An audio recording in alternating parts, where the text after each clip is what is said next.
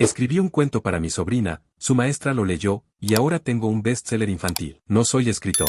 Nunca lo fui. De hecho, la única vez que escribí algo más largo que un correo electrónico fue cuando tuve que hacer el ensayo final de historia en la secundaria, y ni siquiera terminé ese año. Así que todavía me cuesta entender cómo terminé publicando un libro para chicos que hoy se vende en librerías de todo el país. Pero bueno, supongo que todo empezó con el dibujo en la heladera. Mi sobrina Martina había pasado unos días en casa. Tiene 7 años, ojos que brillan cuando se ríe y una facilidad desconcertante para hacerme sentir como el mejor tío del mundo, incluso cuando mi vida se sentía como un rompecabezas sin piezas. Es hija de mi hermana menor, Lucía, que siempre fue la estrella de la familia.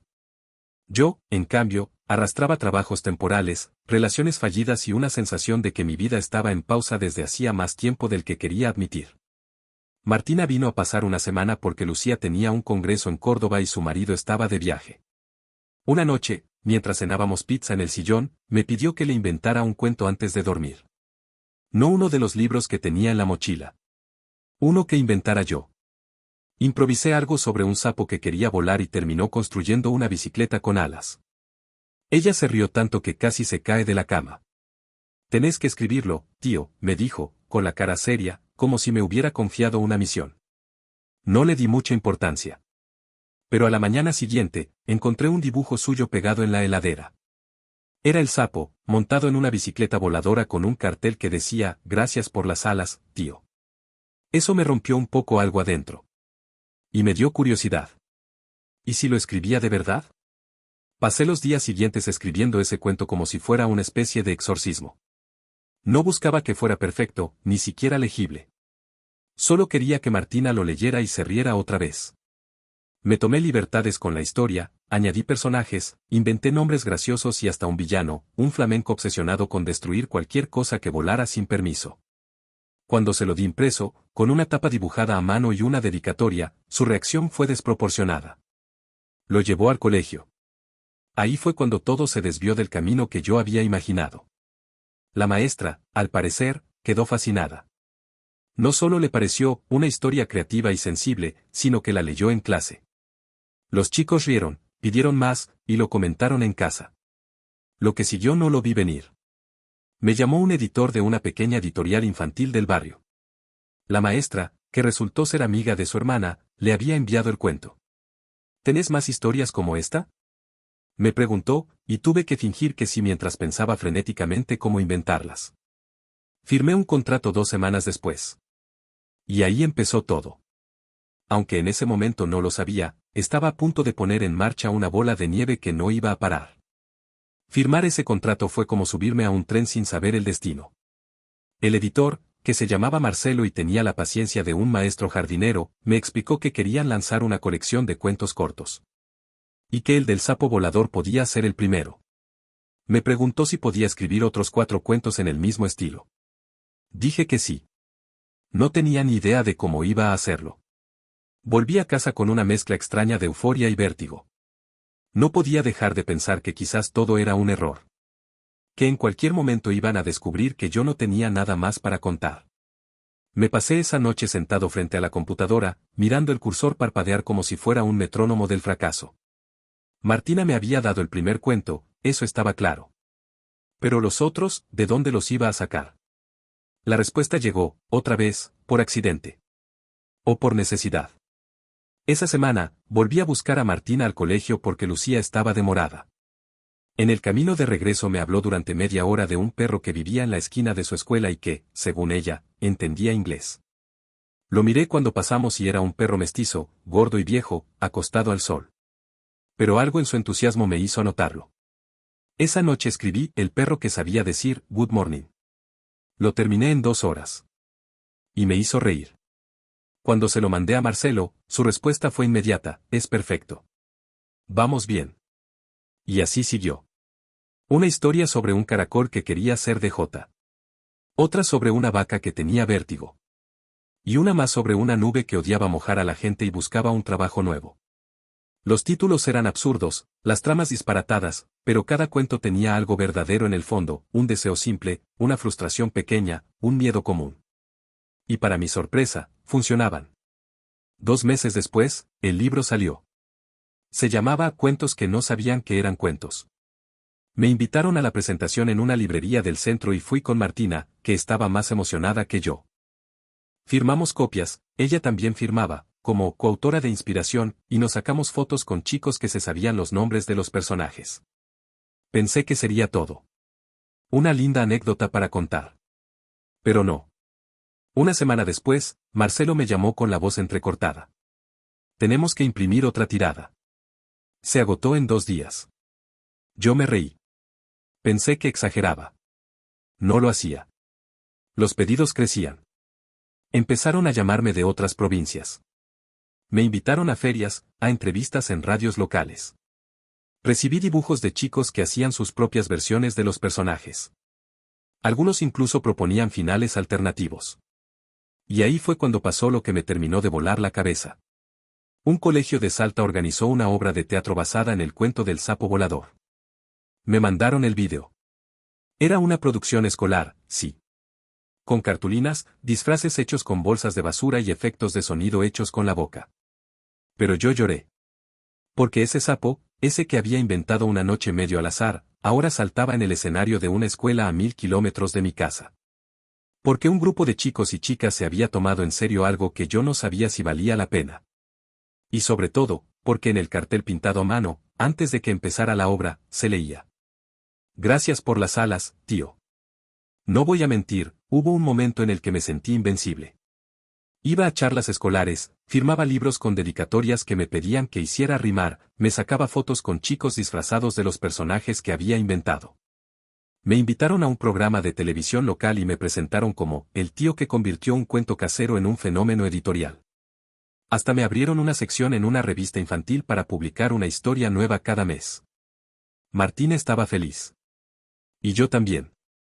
Al menos, en apariencia. Pero el éxito tiene bordes filosos, sobre todo cuando uno no sabe cómo sostenerlo. La editorial me pidió una segunda colección. Era lógico. El primer libro había funcionado. Pero esta vez me daban solo 3 meses para entregar 6 cuentos. Y querían algo más elaborado, más emocional, más universal. En otras palabras, querían que repitiera la magia. Pero con menos tiempo, más presión, y ahora sabiendo que mucha gente estaba mirando. Las primeras semanas no escribí ni una línea. Me levantaba, abría el documento en blanco, lo miraba durante horas. Cerraba la computadora con culpa. Pensaba en las cosas que debía haber aprendido. Como que escribir por obligación no es lo mismo que escribir por amor. O que no se puede capturar la espontaneidad a pedido. Pero me callaba todo eso. Porque ya no era solo un tipo común contando cuentos para su sobrina. Ahora era el escritor. Tenía una imagen. Una expectativa que sostener. Y entonces llegó el primer bajón serio. Un crítico literario de una página web bastante seguida publicó una reseña demoledora del primer libro. Lo llamó una colección de anécdotas disfrazadas de cuentos, sin estructura ni profundidad. Dijo que lo único que tenía de especial era la historia de cómo había surgido. No debería haberme afectado tanto. Pero lo hizo. Esa noche, por primera vez en años, soñé con mi viejo. Con su voz áspera diciéndome que nunca terminaba nada. Que tenía buenas ideas, pero me faltaba disciplina. Me desperté empapado en sudor. En la semana siguiente, se cayeron 2 entrevistas que ya estaban programadas. Un colegio canceló una charla. Y un par de padres empezaron a comentar en redes que los cuentos eran demasiado raros o confusos para chicos. Una madre incluso dijo que su hijo no quería dormir después de leer el del flamenco villano. Que lo había soñado gritando, prohibido volar. Me reí, pero por dentro me encogí. Algo se estaba rompiendo. Entonces hice lo que no debería haber hecho. Intenté forzar la inspiración. Escribí 3 cuentos seguidos en una semana. Los envié. Marcelo me llamó al día siguiente. No están mal, dijo, con voz medida. Pero no son vos. Eso me dolió más que la reseña. Porque él sabía. Porque yo también lo sabía. Lo peor fue que esa misma noche, Martina me pidió que le leyera algo nuevo. Le dije que estaba cansado. Ella bajó la mirada y dijo: Antes no estabas tan cansado. No supe qué responderle. Me encerré en el baño y lloré en silencio.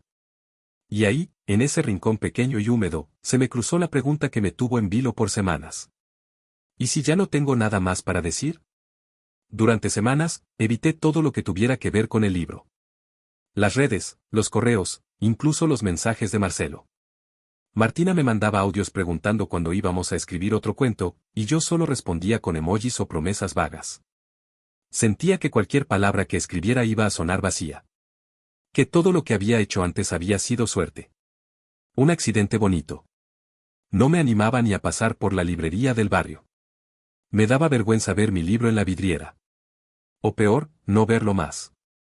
Pero una noche, sin saber muy bien por qué, abrí la carpeta donde guardaba los cuentos rechazados. Ahí estaba uno que había escrito antes del primer libro, mucho antes incluso de pensar en publicar algo. Se llamaba El niño que no quería hablar, y era, en realidad, una especie de carta camuflada que había escrito cuando Martina cumplió 4 años y aún no hablaba con fluidez. Los médicos decían que era normal, que algunos chicos tardan más. Pero yo, que la cuidaba a veces en silencio, empecé a imaginar que quizás no hablaba porque tenía un idioma propio. Uno que nosotros no entendíamos. El cuento narraba la historia de un chico que no decía ni una palabra porque todo lo que quería contar era demasiado grande para expresarlo con sonidos. Un día, encuentra un pájaro herido y decide cuidarlo. En el proceso, sin darse cuenta, empieza a hablar. Primero con el pájaro, después con los árboles, y finalmente, con las personas. No porque aprendiera a hablar, sino porque el mundo había empezado a escucharlo. Lo leí de nuevo. Y me quebré. Era simple. Imperfecto. Personal. Pero era real. Esa misma noche se lo mandé a Marcelo. No dije nada más. Ni contexto, ni explicación. Solo el archivo adjunto con el asunto, no sé si sirve. Me respondió a la madrugada. Este es el mejor cuento que escribiste. 2 semanas después, lo incluyeron como el cierre de la segunda colección. No hubo grandes anuncios, ni ruedas de prensa. Solo un correo que me emocionó más que cualquier otro. Era de una madre que decía que su hijo, diagnosticado con mutismo selectivo, había pedido leer el cuento todas las noches. Que después de la tercera vez, se animó a contarle que él también se sentía como ese niño. Y que, por primera vez, se sentía entendido. Leí ese mensaje 3 veces. Después se lo mostré a Martina, que ya leía sola. Me abrazó, y me dijo. Ese cuento sí que vuela. No supe qué responder. Pero sentí que algo adentro volvía a hacer clic. Porque entendí que no necesitaba inventar cosas extraordinarias. Que lo único que tenía que hacer era mirar mejor. Escuchar más. Que las historias estaban ahí, escondidas en los rincones que uno evita, en las emociones que dan miedo, en los silencios que no se nombran. La colección salió con ese cuento como broche final. Y, contra todo pronóstico, funcionó. No con la euforia del primero, sino con algo más profundo. Más duradero. Recibí menos aplausos, pero más cartas. Menos ruido, pero más eco. Y entonces sí, me di cuenta de algo. Tal vez no soy un escritor de verdad. Pero tengo cosas para contar. Y eso es más que suficiente. Durante semanas, evité todo lo que tuviera que ver con el libro. Las redes, los correos, incluso los mensajes de Marcelo. Martina me mandaba audios preguntando cuándo íbamos a escribir otro cuento, y yo solo respondía con emojis o promesas vagas. Sentía que cualquier palabra que escribiera iba a sonar vacía. Que todo lo que había hecho antes había sido suerte. Un accidente bonito. No me animaba ni a pasar por la librería del barrio. Me daba vergüenza ver mi libro en la vidriera. O peor, no verlo más. Pero una noche, sin saber muy bien por qué, abrí la carpeta donde guardaba los cuentos rechazados. Ahí estaba uno que había escrito antes del primer libro, mucho antes incluso de pensar en publicar algo. Se llamaba El niño que no quería hablar, y era, en realidad, una especie de carta camuflada que había escrito cuando Martina cumplió 4 años y aún no hablaba con fluidez. Los médicos decían que era normal, que algunos chicos tardan más. Pero yo, que la cuidaba a veces en silencio, empecé a imaginar que quizás no hablaba porque tenía un idioma propio. Uno que nosotros no entendíamos. El cuento narraba la historia de un chico que no decía ni una palabra porque todo lo que quería contar era demasiado grande para expresarlo con sonidos. Un día, encuentra un pájaro herido y decide cuidarlo. En el proceso, sin darse cuenta, empieza a hablar. Primero con el pájaro, después con los árboles, y finalmente, con las personas. No porque aprendiera a hablar, sino porque el mundo había empezado a escucharlo. Lo leí de nuevo. Y me quebré. Era simple. Imperfecto. Personal. Pero era real. Esa misma noche se lo mandé a Marcelo. No dije nada más. Ni contexto, ni explicación. Solo el archivo adjunto con el asunto, no sé si sirve. Me respondió a la madrugada. Este es el mejor cuento que escribiste. 2 semanas después, lo incluyeron como el cierre de la segunda colección. No hubo grandes anuncios, ni ruedas de prensa. Solo un correo que me emocionó más que cualquier otro. Era de una madre que decía que su hijo, diagnosticado con mutismo selectivo, había pedido leer el cuento todas las noches. Que después de la tercera vez, se animó a contarle que él también se sentía como ese niño. Y que, por primera vez, se sentía entendido. Leí ese mensaje 3 veces. Después se lo mostré a Martina, que ya leía sola.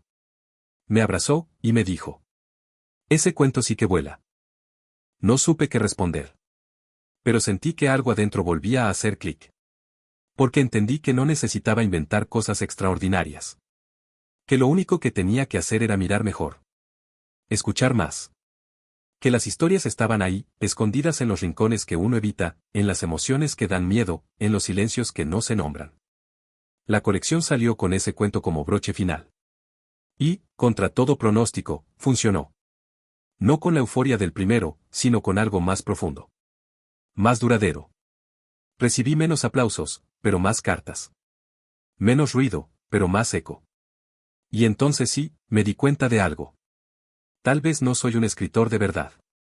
Pero tengo cosas para contar. Y eso es más que suficiente. Apenas empezaba a recuperar el ritmo, apareció un nuevo problema. De esos que no se pueden prever porque vienen disfrazados de oportunidad.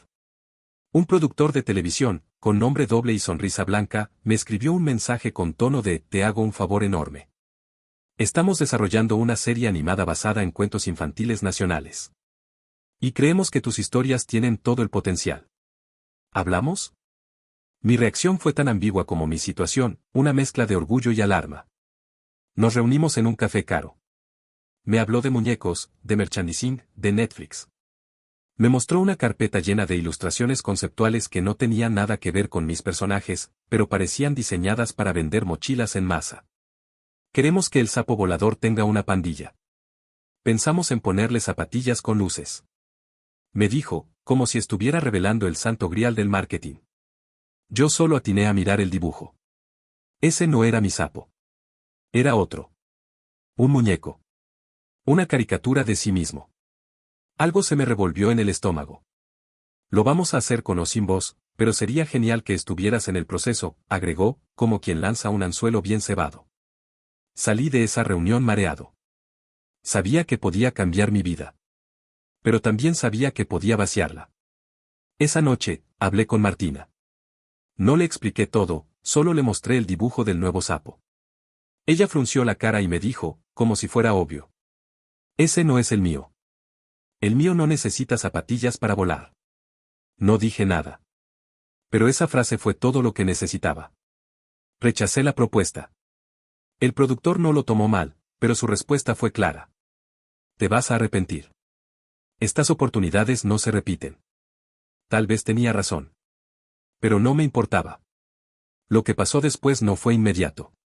De hecho, fue tan lento que al principio ni lo noté.